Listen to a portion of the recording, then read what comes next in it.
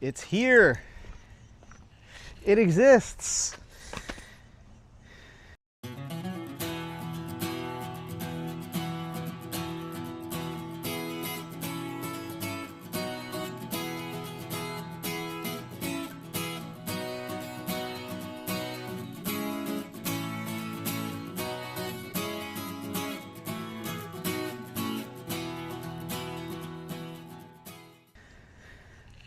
Pretty cool.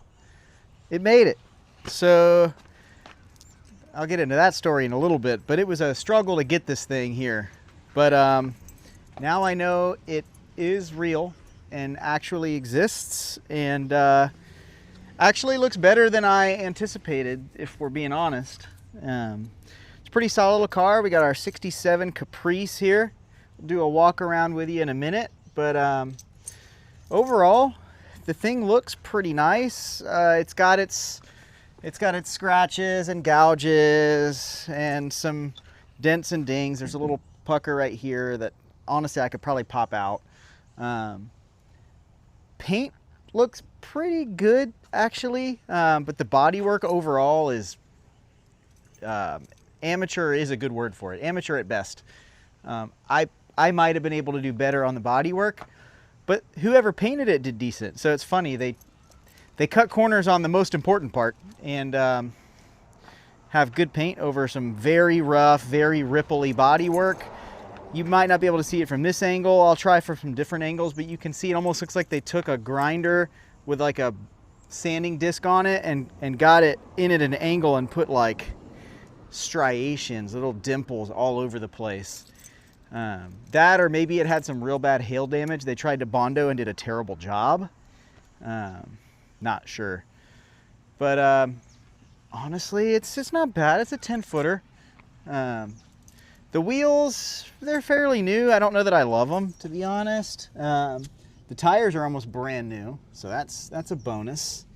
They're date coded for the 47th week of 2024, so they're less than a year old. Thing looks decent from the outside. It looks decent on the inside. I'll bring you in here to check it out. Let's see. Beep. So actually, let me see if I can show you some of this body work I'm telling you about. So you can kind of pick up, you can see a little bit right there, all in there right now. You see that, how it's like it's got all these dig marks in it. But it is shiny.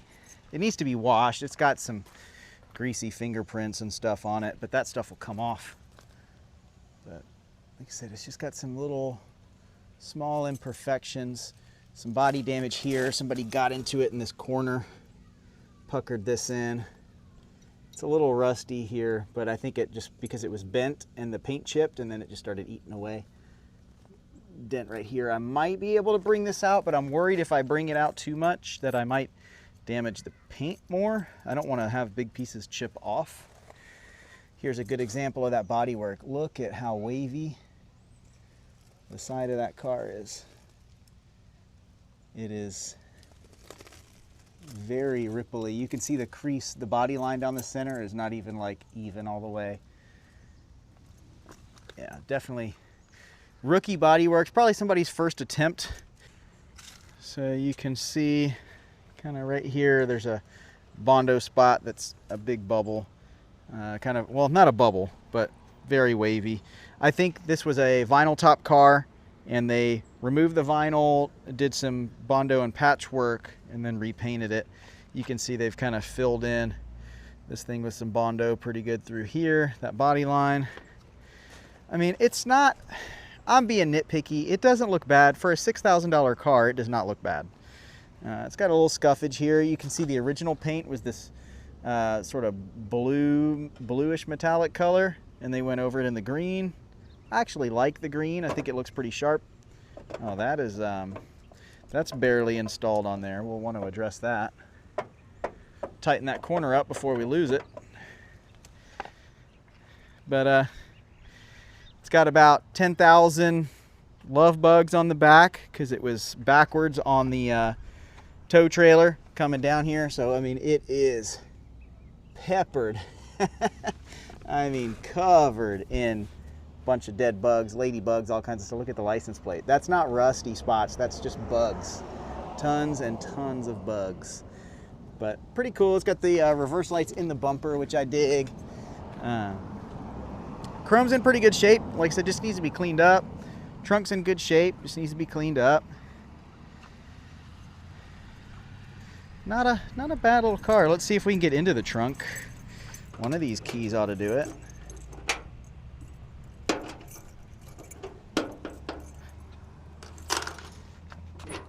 There we go. What do we got? We got some rat house, some mouse house. Probably plucking it off the back of the seats. We got the original jack back there. We got the seat belts are in here, just tucked into the back. That's cool. What else we got? We got a spare tire, or spare rim, just the rim, which is weird. A bunch of extra chrome trim pieces, which my guess, I'll have to look, unless they just have extras of the stuff that's already on it. Maybe that was trim for the old top. I'm not sure. I mean, all the trim that looks like should be there is there, which is weird. So I'll have to go through and figure out what all that stuff even is. There's two shocks back here. Looks like, wow, possibly can't imagine they're the originals. They're actually still good. There's air shocks on it, I found out. So maybe they just kept the good ones because they had the air shocks and thought maybe somebody would go back. The original passenger side. Light, or I'm sorry, not light. The passenger side mirror, super nasty, dirty, but it's here. This looks like the glove box lock cylinder, which is missing, so that's good. Something for the seats, seat hardware. Not sure what that bracket would go to, but maybe for the radio or ashtray. It looks like an ashtray catch, maybe.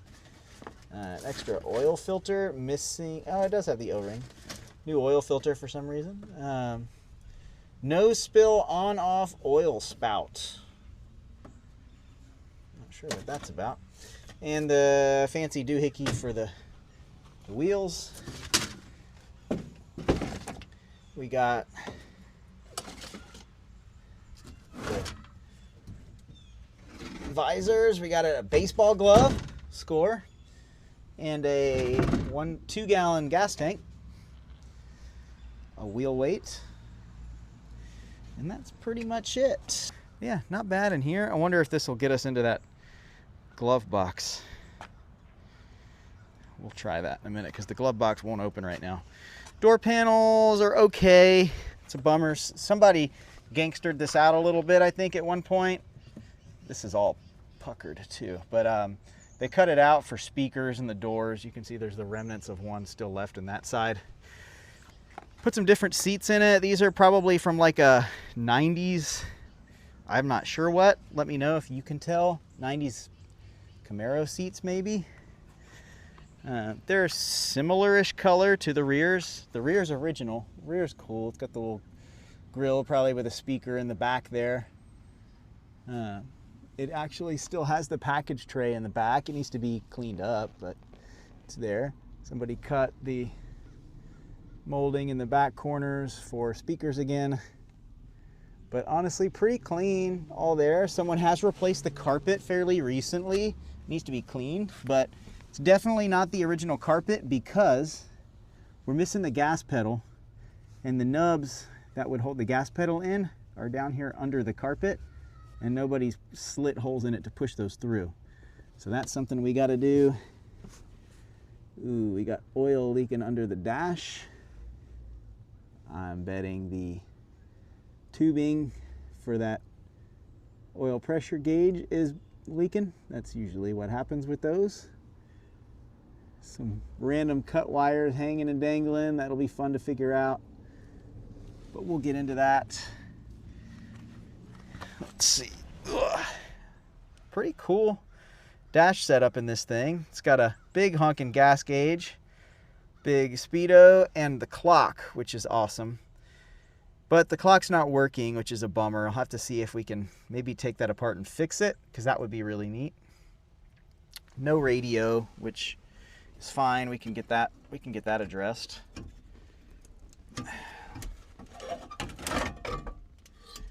So this thing was just glued in with hot glue. That's lovely. And that is what that bracket piece in the back is for then. That's the assembly that would hold this in. So we'll fix that. We'll fix that the right way here at some point. Can't get in here, so I can't show you what's going on in the glove box yet, but we'll try to. This is the knob that would open and close the fresh air recirc, but it is frozen stuck. We'll have to juice that up, see if we can get it to come loose. Parking brake stuck to the floor. That's lovely. So we'll have to mess with that.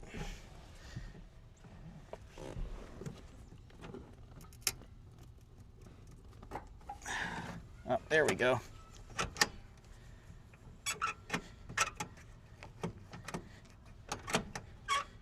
All right, so we got that. Parking brake's up. I don't know what this knob is for. I have to figure that out. Maybe a choke or something. Not quite sure. Brake pedal. Good and firm. Probably has brakes. Shifter seems to be nice and free. It does run and allegedly drives, but I have not tried it yet. I'll experience that for the first time with you guys. Before we do start it up, let me show you up under the hood. Show you the good stuff. See if I can do this with the camera in my hand. There we go. Bam! So under the hood we have an engine swapped 350 small block Chevy with long tube headers, which is cool. It does have power steering. It's got what looks to be a newer water pump, what looks to be a newer alternator. The block has been painted green to match the car, which is kind of fun. I have some new valve covers we'll be sticking on it. I have a new air filter will be sticking on it, but I believe this is should be a 4-barrel on here. Yeah, we got a 4-barrel Edelbrock on it. Definitely needs to be cleaned out. Looks pretty gross, but it's there. It does have an Excel HEI super coil HEI setup on it and distributor cap, so that's cool. Wine 4-barrel intake manifold. Not a bad looking setup under here. It's clean. It's been painted. It needs to be cleaned up, but somebody painted the fenders, the firewall, upper rad support all in a gloss black that actually looks nice. Once it's cleaned, it'll look really good. When they painted it green, they even painted the underside of the hood. Underside of the hood's got, well, actually maybe that is the blue. It's hard to tell. That might be the blue. You can see here's the factory blue here compared to the green. It's close, but it is different. But it actually looks pretty nice under here. Batteries only less than a year old.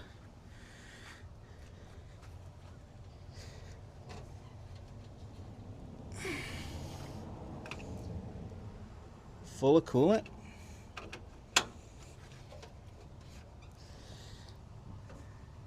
I mean, looks pretty complete under here. There's some wiring funkiness going on, which we'll dig into, but nothing crazy. Power steering looks to all be in good shape. And the engine's actually clean. It's not dripping. It's not leaking. I got underneath it, and I'll show you down there with the camera. It looks good underneath. It's dry, and it's actually not that rusty for being a Minnesota car. You can see there's the bottom of the valve covers and the heads there. They're clean. Somebody did put clamps on there to scrunch down the coils to make this thing lower in the front. I don't love that, but looking back, it is dry. It is rust free. It gets you over here to the side here. So you can see there's a little bit of dampness on the trans pan, but not much. Oil pan's bone dry. Inspection cover looks good. It does have duals running back. It's just it's literally just some glass packs and straight duals all the way back, no crossover. Yeah, not too shabby.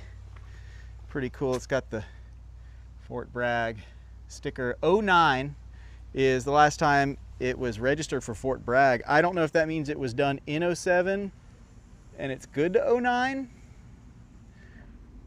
I don't know. I can tell you that the last time it was registered was in Minnesota, and it was registered through 07.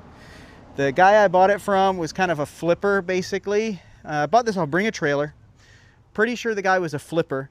And he said it had been off the road for 12 to 15 years when he bought it. So that would kind of track.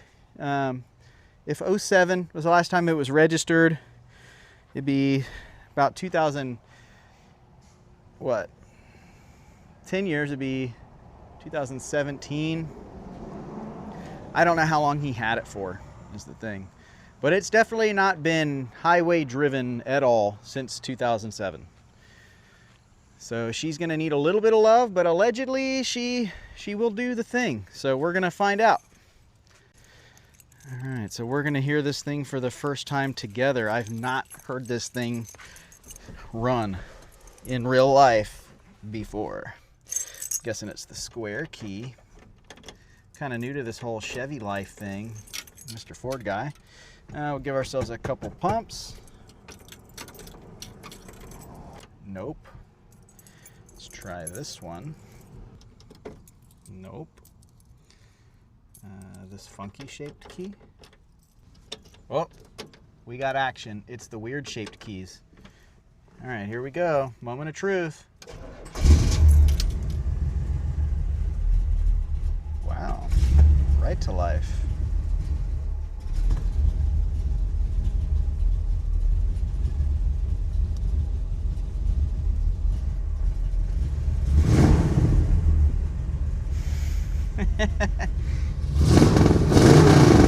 Oh yeah, now we're talking.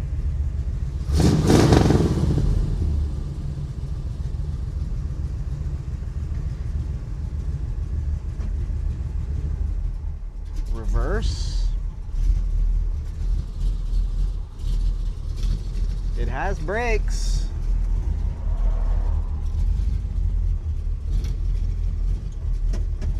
Drive. Oh yeah, I think she'll do stuff.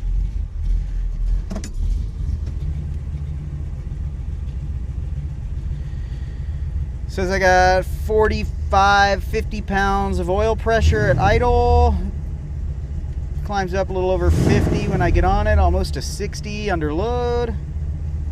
Voltmeter says nothing, but I don't know if that actually means anything. It does light up, but the oil pressure doesn't. And the water temp obviously hasn't run enough to know if it's actually doing anything. Let's pull the headlight switch out.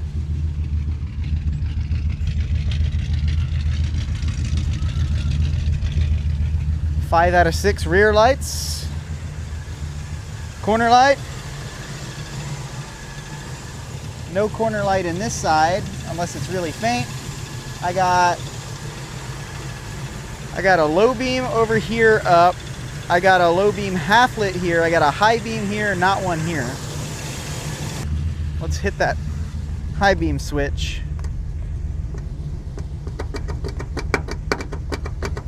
I think it's kind of sticking. I don't know if I'm on high beam or not now.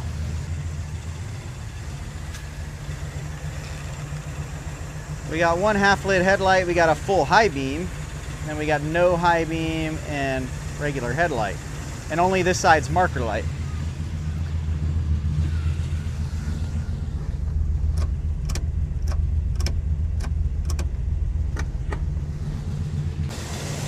That might just be a grounding issue. I bet that's just a bad ground.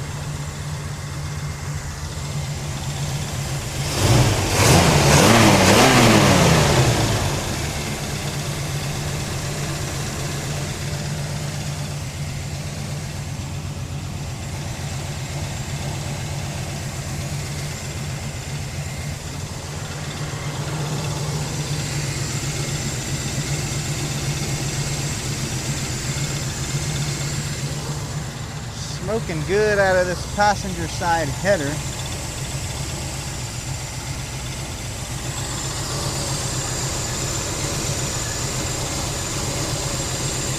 It's smoking because something dripped on it. So something spilled on that side.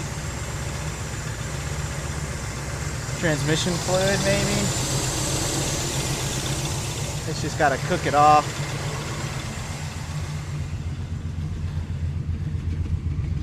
She sounds decent.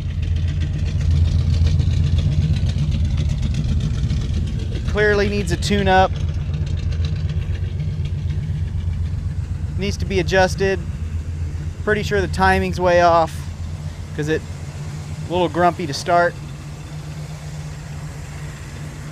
Little ticking sound from up front, but I actually think that is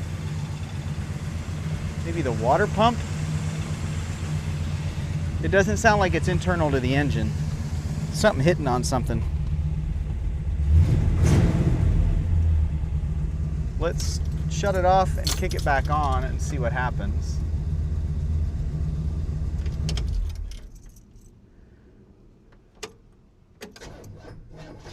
Yeah, that timing is way off. It shouldn't struggle like that. She's already climbing in temp, so the temp gauge is working. It's saying we're about 150.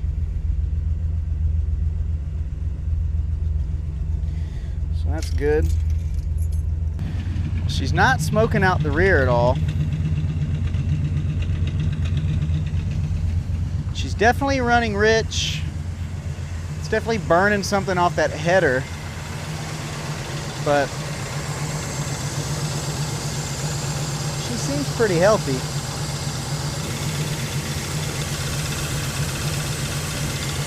No blow-by on that side.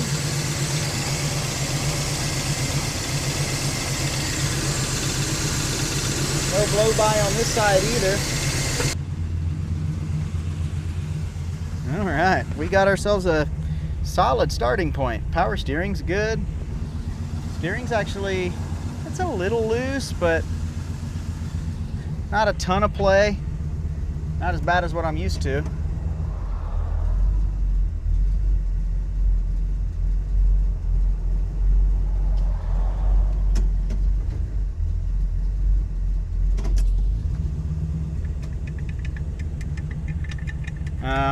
Horn doesn't work. Send it back. Wipers. We got wipage.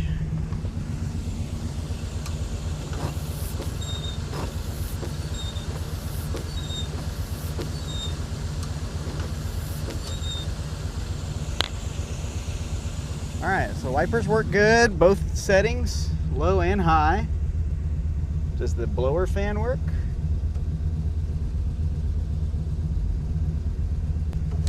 It would appear not.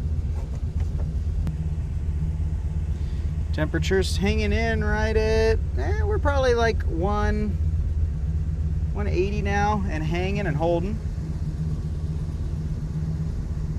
I'm amazed the brakes work.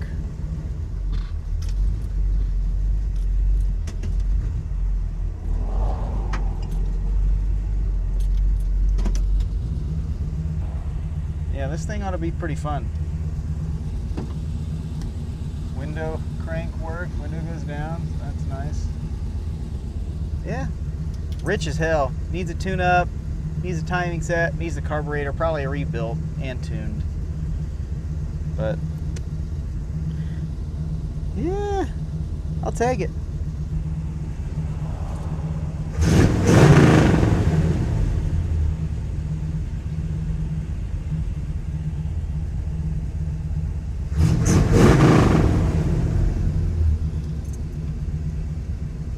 I like it. Sounds good. Smells good. It's running really rich. Smells good. You like that gasoline smell?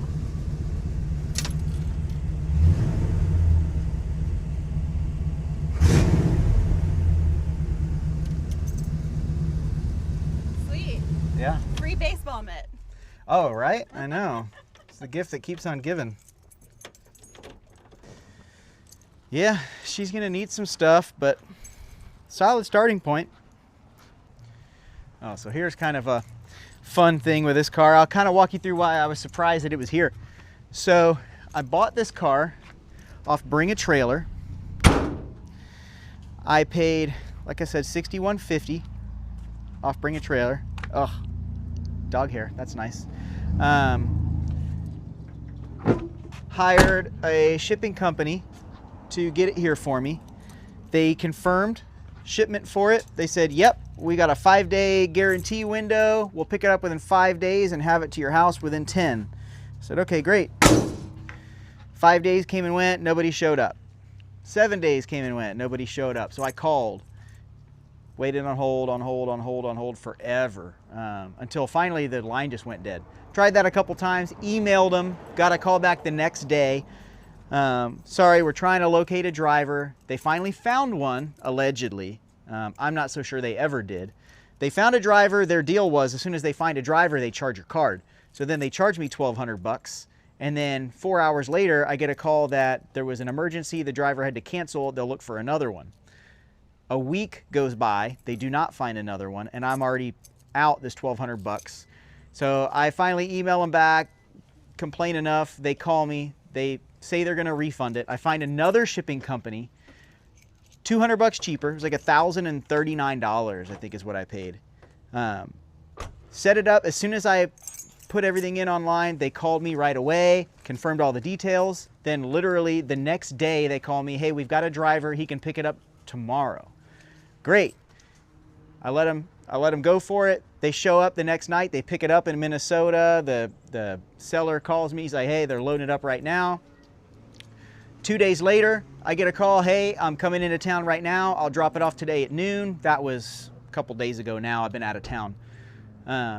And so all of this has happened. The car gets delivered in still the same time. I haven't even gotten a refund from the other company. So 3 weeks have gone by. We've canceled it. I still don't have my money back. In the time I took to cancel and try and get my money back, I already found someone else, picked up and delivered the car.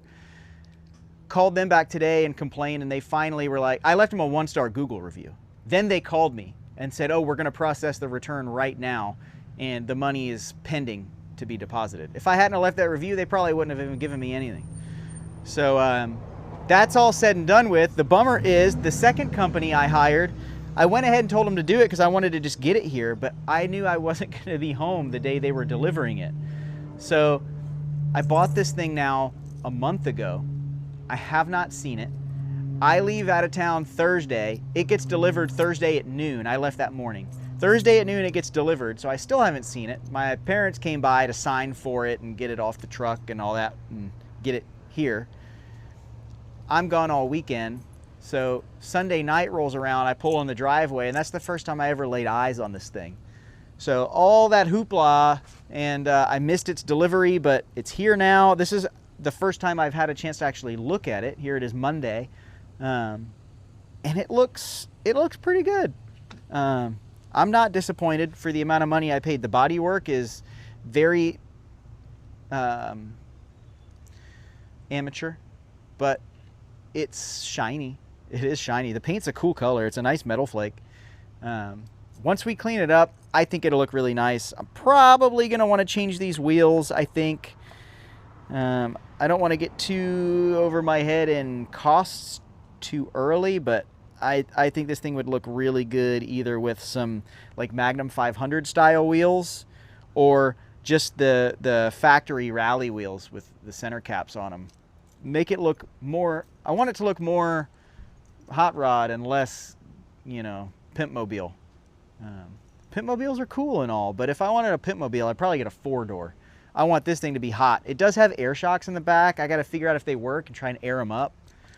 Give it that stance. I want this thing to be kind of a fun little, you know, it's not going to be a muscle car by any means, but a hot little cruiser to ride around with, hit some car shows, cruise on the weekends, have some fun with. So you're going to see it. You're going to see the transformation, the glow up, I guess they call it. Get this thing looking nice and have some fun with it. Yeah. Got to figure out what all these keys go to. So parts I've already got so far for it that we're going to mess with. I do have the gas pedal, so we can put that on because that's just ridiculous to just have the rod. So we're going to do that.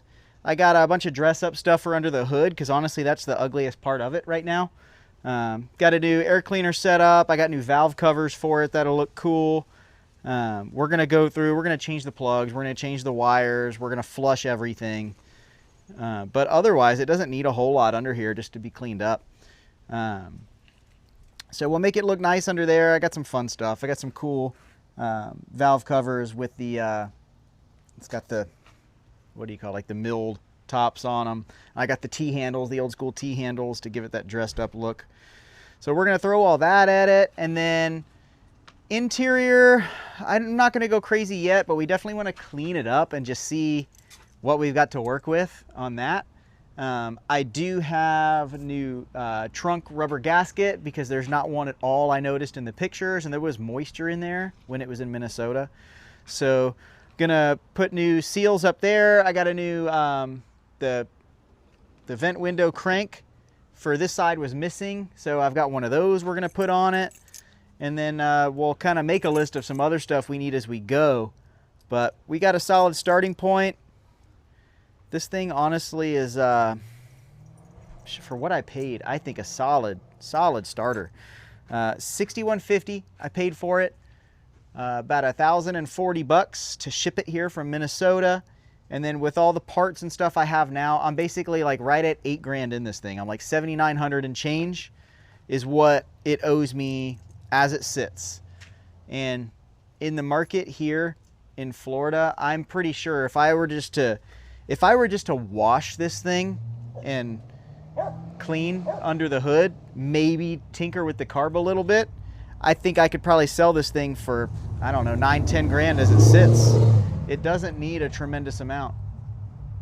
That sounded pretty good. What was that? Oh, it's from generic Pontiac.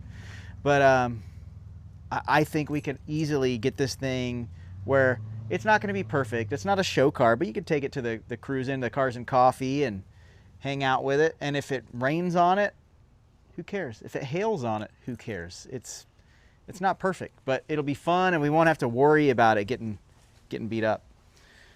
So I dig it. So we're going to dig in here coming up soon. That'll be a different video once we really start to dive in. Right now, I guess I'm going to help bring in some groceries and get ready for the evening. But hey, it's here. It made it. I'm happy. We're going to have some fun with this one, and hopefully you guys enjoy it too. So stay tuned, and we'll catch you next time when we do more stuff.